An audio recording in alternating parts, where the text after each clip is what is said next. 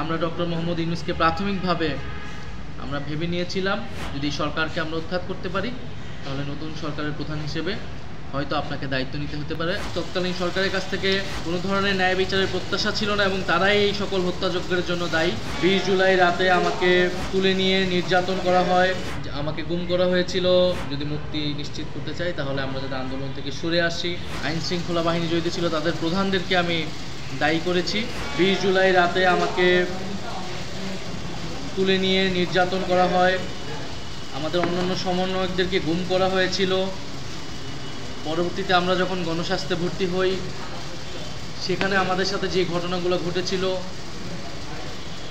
এবং ডিবি অফিসে নিয়ে যাওয়া, সেখানে নির্যাতন, আন্দোলন প্রত্যাহারের জন্য চাপ দেওয়া এবং বাইরে যে আন্দোলন, শিক্ষার্থীর আন্দোলন চলমান রেখেছিল।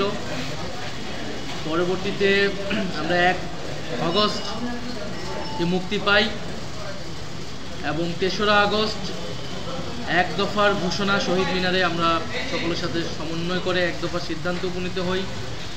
যেহেতু এই সরকারের কাছ থেকে, তৎকালীন সরকারের কাছ থেকে কোনো ধরনের ন্যায় বিচারের প্রত্যাশা ছিল না এবং তারাই এই সকল হত্যাযজ্ঞের জন্য দায়ী, ফলে সেই সরকার পতনের ঘোষণা দেওয়াটাও আমাদের জন্য অনিবার্য হয়ে উঠেছিল। এবং পরবর্তীতে 4ই আগস্ট অর্থাৎ 35শে জুলাই, আমাদের ভাষায় 36শে জুলাই, 4 আগস্ট 5 আগস্টের যে বর্ণনা সেটি আমি দিয়েছি এবং 4 আগস্ট 5 আগস্ট যে হত্যাযজ্ঞ সারা দেশে চালানো হয়েছিল পুলিশ, অন্যান্য বাহিনী এবং আওয়ামী সন্ত্রাসীদের দ্বারা, সেই হত্যাযজ্ঞের বর্ণনা, 5ই আগস্ট শেখ হাসিনার পালিয়ে যাওয়া, নতুন সরকারের ঘোষণা। 5ই আগস্ট পর্যন্ত আমি আমার জবানবন্দি দেশে শেষ করেছি। মহামান্য আদালতের কাছে আমি এবং ভিকটিমদের পক্ষ থেকে আমি ন্যায় বিচার প্রত্যাশা করেছি। শেখ হাসিনা স্বরাষ্ট্রমন্ত্রী, তৎকালীন স্বরাষ্ট্রমন্ত্রী, পুলিশ এবং যে সকল আইন শৃঙ্খলা বাহিনী জড়িত ছিল তাদের প্রধানদেরকে আমি দায়ী করেছি এবং যারা হত্যাকাণ্ডে সরাসরি অংশগ্রহণ করেছে তাদেরকে দায়ী করেছি। তাদের বিচার এবং কঠোর শাস্তি আমি আদালতের কাছ থেকে প্রত্যাশা করেছি। আমরা যেহেতু 3রা আগস্ট এই সরকার পতনের সিদ্ধান্ত নিয়েছি 1 দফা, ফলে এই সরকারকে আমরা আর মেনে নিচ্ছি না। আমাদের একটি নতুন সরকারের জন্য তখন থেকে পরিকল্পনা হচ্ছিল।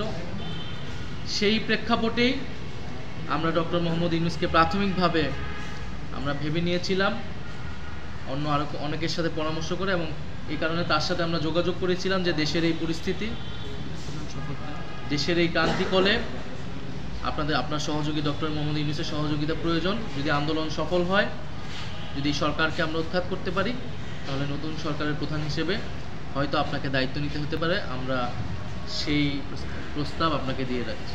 ডিবি অফিসে নানাভাবে আমাদেরকে নির্যাতন করা হয়েছে, মানসিক, শারীরিকভাবে আমাদের অভিভাবকদেরকে হেনস্থা করা হয়েছে, আমাদেরকে হুমকি দিয়ে জোরপূর্বক আমাদের দেশেই লিখিত বক্তব্যটি পাঠ করায়, মোবাইলে ভিডিওটি ধারণ করে পরে সেটি মিডিয়াতে ছড়িয়ে দেয় এবং প্রধানমন্ত্রীর দপ্তরে আমাদেরকে নিয়ে যেয়ে আমরা সমঝোতা করেছি, এরকম একটা দৃশ্য জনগণকে দেখাতে চেয়েছি। আমরা তখন অনশন শুরু করি এবং বাইরে যেহেতু রিট হয়েছিল, আইনজীবীরা আন্দোলন করছিল, আমাদের শিক্ষকরা এবং সাধারণ মানুষ আন্দোলন করছিল আমাদের মুক্তির দাবিতে। সেই প্রেক্ষাপটে আমাদেরকে তখন ডিবি ছাড়তে বাধ্য হয় এবং ছেড়ে আমরা আমাদের অবস্থান তখন পরিষ্কার করেছি। আমাকে গুম করা হয়েছিল, আমি যদি বেঁচে থাকতে চাই, অন্য সমন্বয়কদের যদি মুক্তি নিশ্চিত করতে চাই তাহলে আমরা যাতে আন্দোলন থেকে সরে আসি, এই বিষয়টি তারা বারবার নিশ্চিত করতে চেয়েছিল যখন আন্দোলনটা গণ আন্দোলনের দিকে রূপ নেয় তখন থেকেই।